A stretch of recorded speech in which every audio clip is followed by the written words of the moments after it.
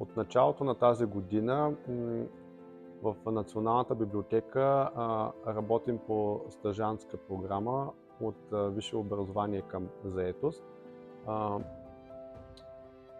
По нея могат да кандидатстват студенти от различни университети, които са по специалност архивистика или близки на нея. Кандидатстват по програмата, ние им одобряваме кандидатурите, след което постъпват при нас на стаж. Дейностите, които изпълняват, са пряко свързани с дейностите в архивния отдел, работа с архивни документи, включват се в изготвянето на архивни справки, изготвяне на електронни каталози, ежедневна работа на отдела, каквото друго се наложи да се прави. Една от най-интересните дейности за самите стажанти е работата в дигиталната библиотека, където те въвеждат метаданни на дигитализирани вече документи, разбира се, под наше наблюдение и контрол.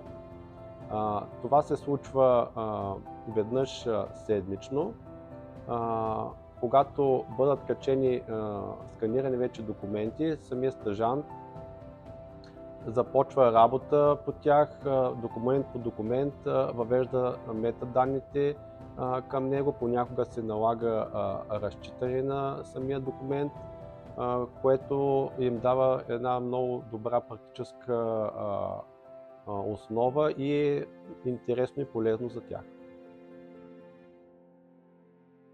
Здравейте, аз съм студент от Унибит, трети курс архивистика и документалистика. Казвам се Иван Булавин и за мен истинско удоволствие да прекарам стаж в Български исторически архив към Националната библиотека и разбирам колко отговорна работа е тук. В момента преписвам описите на снимки в дигитален формат. Казвам се Боян Аврамов, работя в PR отдела на Националната библиотека, вече трета година. За мен е истинско удоволствие да съм в менторската програма за обучението на стажанти, защото успяваме да ги въведем от академичната, така да я наречем, теория в реалната практика, какво е да си PR на такава голяма институция и значима, каквато е Националната библиотека. Радваме се, че хората, които са подбрали да карат стаж при нас, разбират какво означава Националната библиотека на България и какъв символ е всъщност първата културна институция в следосвобожденска България. Доста са ни задачите и работите, с които натоварваме нашите стажанти. Много организации, премиери на книги, организиране на изложби, големите чествания на 11 май и 24 май, както и голямо събитие и значимо, каквото беше голямата диктовка "Пазител на българския език". Аз съм Петя Симеонова, стажант връзки с обществеността и като цяло дойдох тук преди няколко месеца от УНСС. Мислех си, че стажа в библиотеката няма да бъде толкова интересен, колкото всъщност се оказа. Научих се да комуникирам по-добре с хората, да стоя повече пред камера. Пишем доста и различни текстове, които се споделят в сайта на библиотеката. Доста интересно, видях доста много хора и радвам се, че успях да науча нещо от хора, които знаят с какво се занимават и са професионалисти в тази област.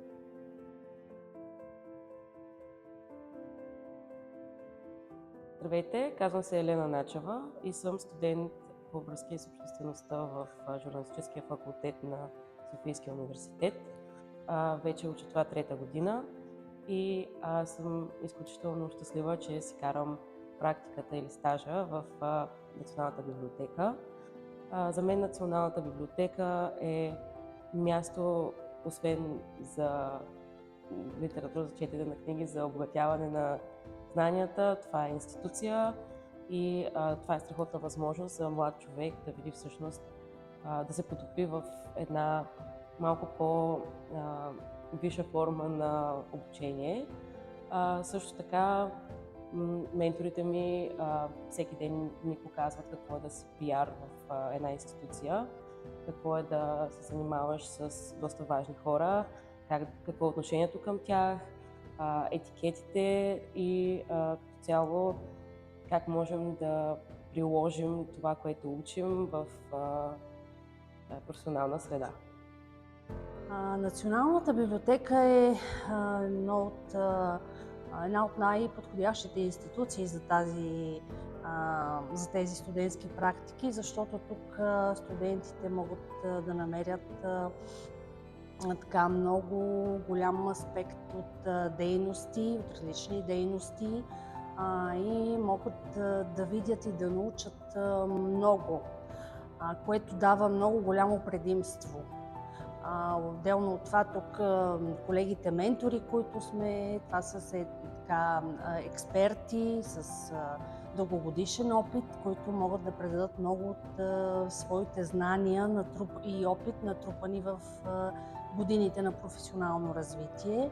За мен удовлетворението е много голямо, когато видя, че когато приключат те практиката, вече са просто едни хора, изпълнени с много голяма мотивация, с така съвсем по-различна енергия и най-вече с много голяма увереност, че те могат да се справят, че няма нищо страшно това, което са го усвоили като теоретични познания, да го приложат в работата и да усетят, да се чувстват така полезни с това, че един ден всичкото това могат да го работят без притеснение. Тоест тук при нас студентите получават не само богат практически опит, но и една много голяма увереност и самочувствие,